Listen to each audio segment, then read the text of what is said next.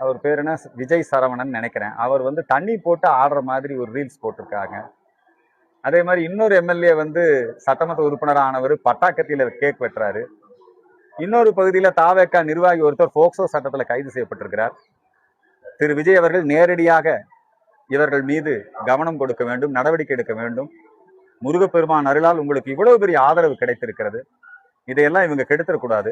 ஏற்கனவே உங்க தொண்டர்கள் நீங்க நடத்தின பல நிகழ்ச்சிகள்லையும் மேலே ஏறி குதிச்சு ஆக்சிடென்ட் ஆகி ஒழுங்கீனமாக நடந்து கொண்டு அதன் மூலமாக உங்களுக்கு பல்வேறு விதமான இடையூறுகள் ஏற்பட்டது.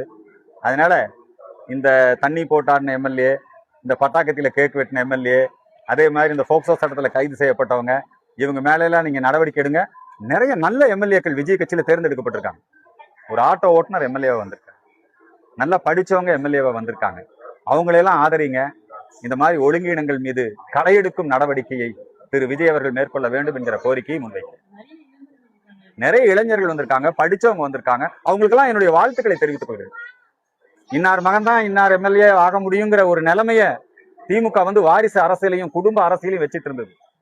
ஏற்கனவே மந்திரியா இருந்தவங்க பொன்முடி மகன் இல்லைங்களா, டிஆர் பாலுவா பாலு மகன், இப்படி இருந்து துரைமுருகன் மகன். அந்த நிலைமையெல்லாம் இன்னைக்கு டிவிக்கு உடச்செடிஞ்சிருக்கு. நாங்க என்ன நடக்கணும், இந்த குடும்ப அரசியல் முடிவுக்கு வரணும், வாரிசு அரசியல் முடிவுக்கு வரணும்னு நினைச்சோமோ அதை இன்னைக்கு செஞ்சிருக்கிறாங்க.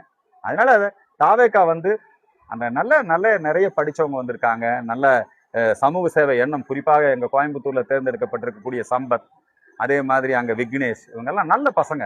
இவங்கெல்லாம் இன்னும் நல்ல மேல வரணும்னு நான் அவங்களுக்கு என்னுடைய வாழ்த்துக்களை தெரிவித்தேன். முதலமைச்சராக பொறுப்பெடுத்துக் கொள்ள போகின்ற திரு ஜோசப் விஜய் அவர்களுக்கும் இந்து மக்கள் கட்சியின் சார்பிலே எங்களுடைய வாழ்த்துக்களை தெரிவித்துக் கொள்கிறேன்.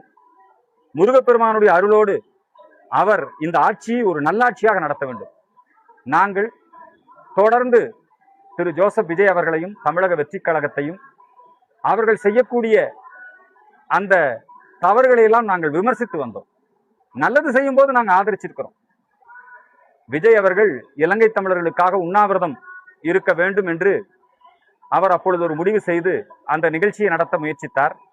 அந்த தேதியிலே இந்து மக்கள் கட்சி அனுமதி பெற்றிருந்தது. அப்போ விஜயனுடைய கட்சியை சார்ந்தவர்கள், அப்போ வந்து அவர் கட்சி இல்லை, விஜய் மக்கள் இயக்கம் நம்ம பேர் வச்சிருந்தாரு.